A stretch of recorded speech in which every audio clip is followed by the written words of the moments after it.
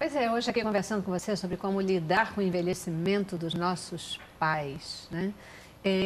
Hoje uma das coisas que está super em moda são os filhos, quanto mais jovem, inclusive, isso está mais forte, é dizer, respeita o meu espaço, respeita a minha individualidade, você não pode, você está invadindo a minha privacidade.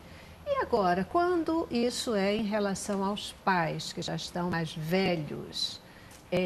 Que dica, que orientações vocês dariam aqui para os filhos em relação aos pais? Como garantir que esses idosos, eles também sejam respeitados na sua privacidade, nos seus espaços, nas suas manias? Porque qual idoso que já não tem mania, né? O jovem tem, quanto mais idoso. Como garantir respeito a isso?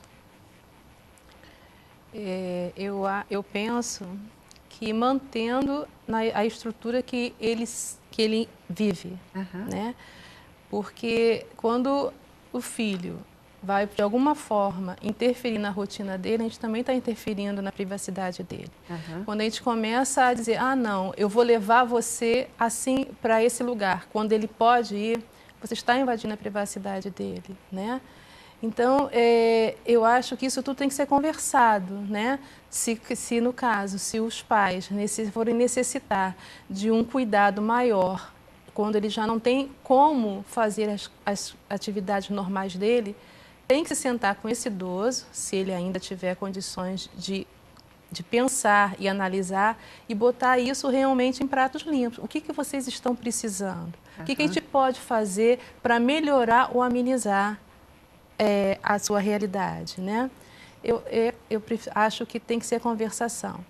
Com relação ao asilo que você havia mencionado, eu penso que a família continua sendo a veia principal. A família realmente é que tem que acolher, como sempre a família acolheu, desde você quando era pequeno, você como pai, é o núcleo. Eu penso que quando não houver mais nenhuma possibilidade, né, quando esse idoso estiver talvez até com um problema assim muito sério, né, de você não ter mais como cuidar, eu acredito que aí o asilo seria uma solução. Apesar que hoje eu já li que existem pessoas, né, assim, que vivem sozinhas, que preferem como se fosse um edifício, onde você tem tudo. Você tem todas as atividades de lazer, você tem todas as atividades médicas, e você, ao invés de ficar morando sozinho, se é uma pessoa, ela paga para ficar nesse flat maravilhoso, né? Mas seria uma espécie de asilo com outro nome. Isso é muito comum nos Estados Unidos, né? Mas aqui no Brasil já está tendo também. Né? Uma outra coisa interessante, né? Assim, a nossa realidade maior são das pessoas que realmente elas entram na justiça, né? Por muitas vezes idosos não têm com quem cuidar, né? E aí vai para a justiça para ter condição de ir para um asilo, porque os familiares não querem mais saber desses idosos. Então, existe todo um processo jurídico em que esse idoso é destinado a uma instituição, se não me engano, que é lá no Engenho de Dentro, onde eles acolhem esses idosos que são abandonados pelos filhos. Então, acho que questões essas, como o abandono, o distrato, né? Assim, você não cuidar direito desse idoso, aí sim, eu penso que o asilo seria infelizmente, a única via. Enquanto essa família puder acolher e ajudar, é o melhor caminho. Isso é o que eu penso. O ambiente familiar é aquele que vai garantir, de uma forma ou de outra, né, com a atenção, com o envolvimento da família, talvez seja o ambiente que vai garantir ainda melhor qualidade de vida para esse idoso, o relacionamento Mas familiar, que nem né? sempre é possível. Esse né? é o outro lado da moeda. Vamos também ser bem realistas. Assim, eu digo que existe uma situação ideal, né? Que é essa da gente manter o idoso em âmbito familiar, né? O que implica em ter que se colocar cuidadores, porque hoje em dia, homem e mulher trabalham.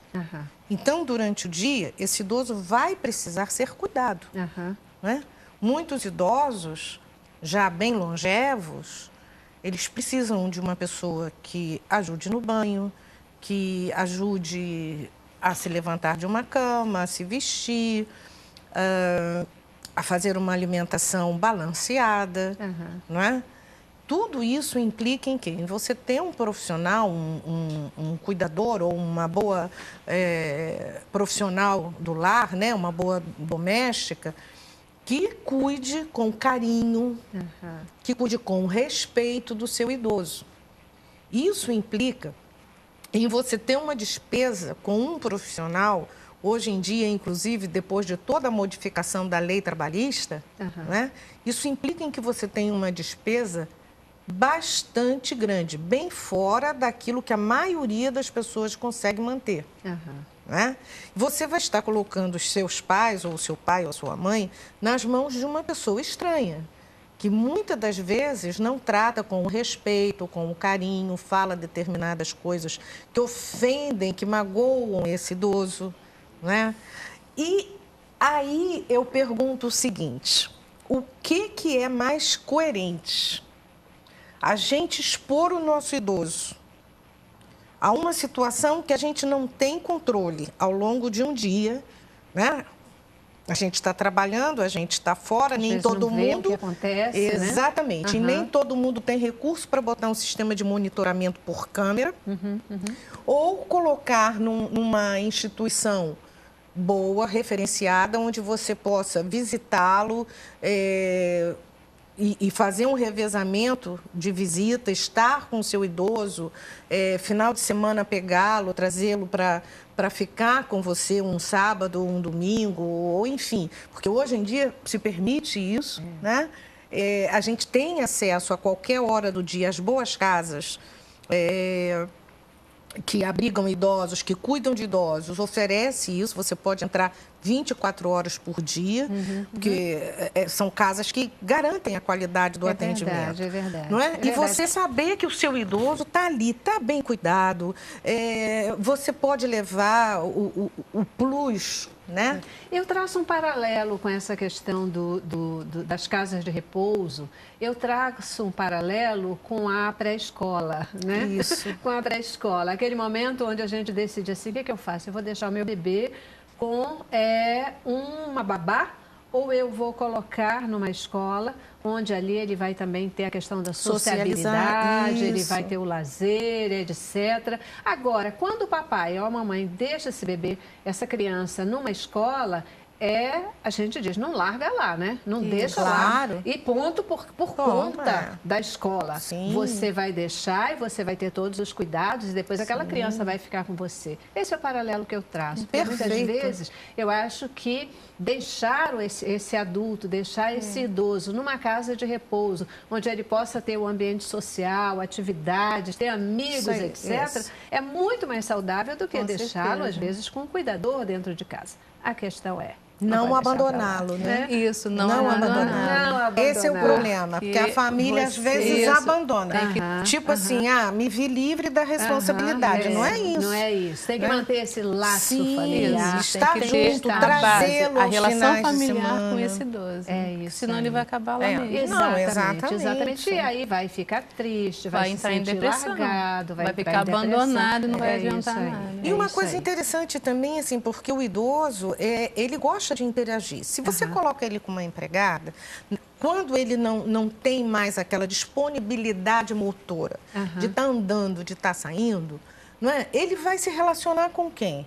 Exato. Com aquela pessoa com uma que está televisão mais próxima. E aquela cuidadora que, na maioria das vezes, vamos ser muito sinceros, não dá a atenção necessária. Se você que é filho, muitas vezes não tem a paciência e não tem a habilidade, né, para fazer, imagina um terceiro. Exatamente. Gente, um assunto super gostoso da gente falar, de estar provocando aqui, né, o nosso telespectador, porque nós estamos falando dos filhos que serão idosos amanhã. Sim, né? que não se esqueçam disso. Que não se esqueçam disso, porque isso é inevitável, né? A vida é assim. Eu já vou para o nosso último intervalo e a gente volta para as considerações, recadinho final de vocês, especialmente no sentido de como garantir atividade física e vida para esse idoso que a gente sempre está falando daquela pessoa ainda. Esse é o nosso foco de hoje, que tem condição de vida, é uma pessoa saudável, uma pessoa que, né, tem as doenças normais dessa fase da vida, mas... como garantir que ele não se sinta desprezado? Vocês já falaram, mas é só o nosso fecho final. Tá bom? Vamos lá. Cabeça pra cima.